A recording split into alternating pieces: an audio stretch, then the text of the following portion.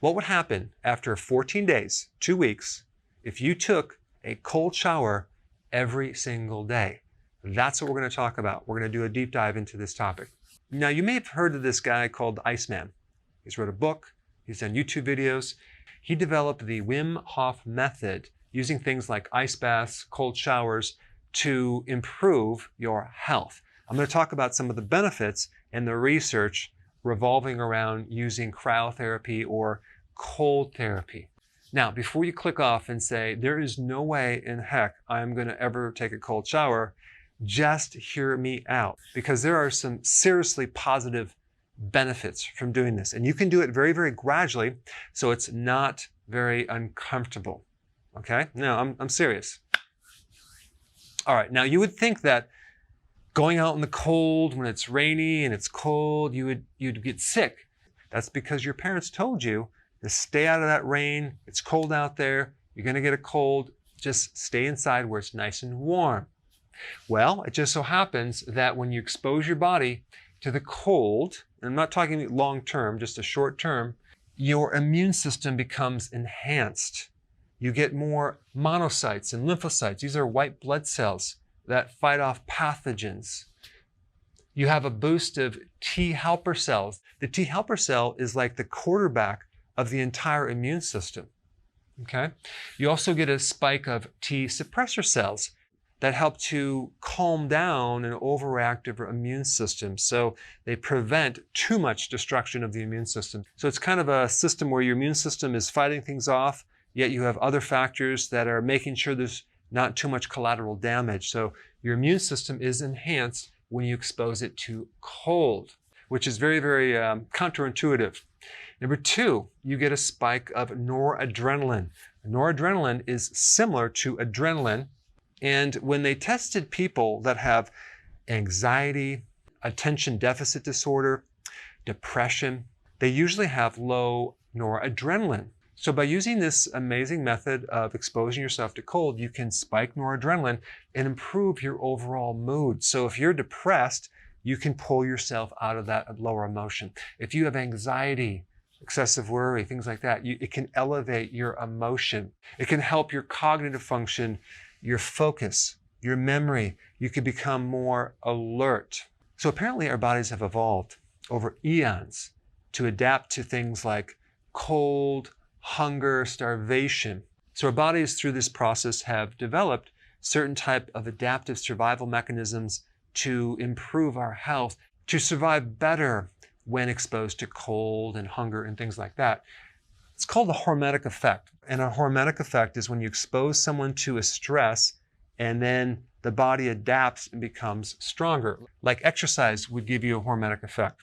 Fasting would give you a hormetic effect. Taking a cold shower would definitely do it.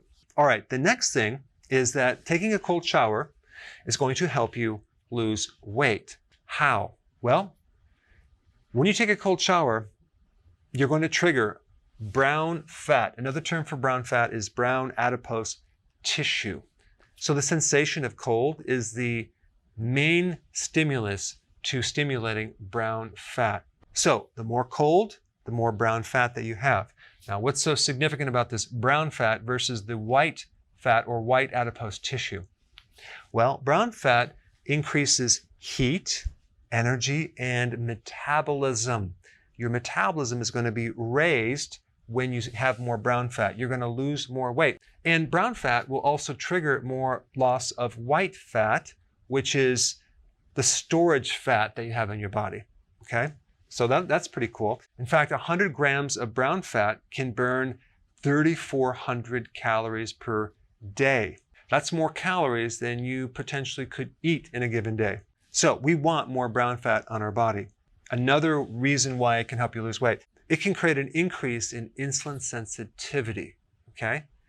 If you've been watching my videos, the more you improve insulin sensitivity, the less insulin that's going to be produced because it's going to work now, and there's going to be less resistance to insulin, and the more weight loss you're going to have, the better the blood sugars you're going to have. So if you have diabetes, you're pre-diabetes, and you take a cold shower, you're going to notice that your blood sugars actually come into check much better. And when that happens, you're going to lose weight. Number 5, Cold showers help with inflammation. They are anti-inflammatory. So if you have inflammation in your body, if you have some type of autoimmune disease, if you have arthritis, bursitis, tendinitis, taking a cold shower would be a very therapeutic thing. Number 6, cold showers can increase your overall antioxidant networks, okay? More antioxidants, the less DNA damage, the less risk of getting cancer and other diseases. Number 7, neuroprotection, okay? Cold showers help your brain. And so apparently cold activates the regrowing of neurons, okay? So that's pretty cool. And also, as a side note, when you're cold, you have a much better sleep. Now, this is within reason, okay? I mean, I'm not talking about freezing. I'm just talking about having the temperature a little bit cooler. You will sleep a little bit better. So another benefit I forgot to add on to this is sleep. All right, number 8, longevity. Why? Because cold showers stimulate autophagy, just like fasting stimulates autophagy. Autophagy is a condition that your body gets into where it's recycling old damaged proteins, okay? So if there's certain things that aren't working in the body, like their proteins or enzymes or their mitochondria or they're plaquing in the brain, as in amyloid plaquing or whatever, your body's going to recycle all that and turn that into brand new proteins. The other cool thing about taking a cold shower is that it will help lower cortisol. That means it's going to reduce your stress, okay? Also, it's going to create better recovery. So if you're an athlete, okay, and you're sore and you need faster recovery, cold therapy is the way to go. I remember long ago when my wife and I went to the Dominican Republic, and I remember we walked off the beaten path and found this little oasis, this little like building, and they had all these different little baths, and they looked like little jacuzzis, but some were really, really cold and some were really, really hot. They had like freezing, lukewarm, hot, really hot, and so on. And that was a really interesting introduction to cold therapy, because at first it didn't make sense to me. Why would anyone want to jump into some cold bath, right? But we both tried it out and it was freezing. But then of course we went into the warmer bath and the hot jacuzzi. And I remember feeling really incredible after doing that. My body was just like feeling amazing, and I slept great. And then I kind of forgot about it for some years. Now, coming full circle, here I am talking about exposing yourself to cold. So anyway, here's the 10 benefits of cold showers. And think about it. If you can experience these benefits from just a cold shower, I mean, you're already probably taking a shower every day.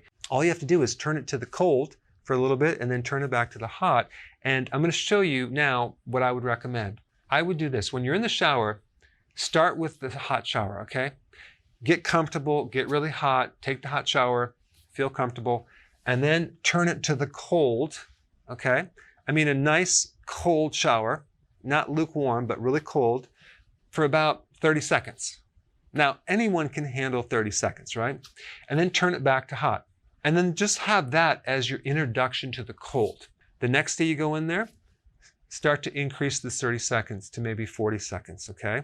And then the next shower, turn up to 50 seconds. And gradually increase this to the point where you're taking a cold shower for 5 to 10 minutes. But if you do it gradually, it won't be that uncomfortable. In fact, the benefits that you're going to see are going to be mind-blowing, and you're going to finally realize you should have did this a long time ago.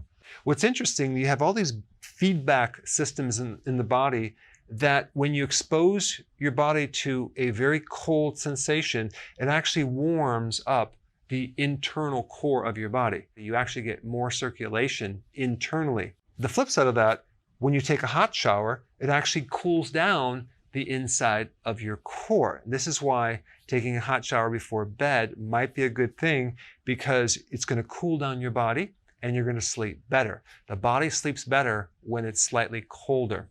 But anyway, this might be an easy way to approach this cold shower, unless you want to just do it cold turkey and just jump right in.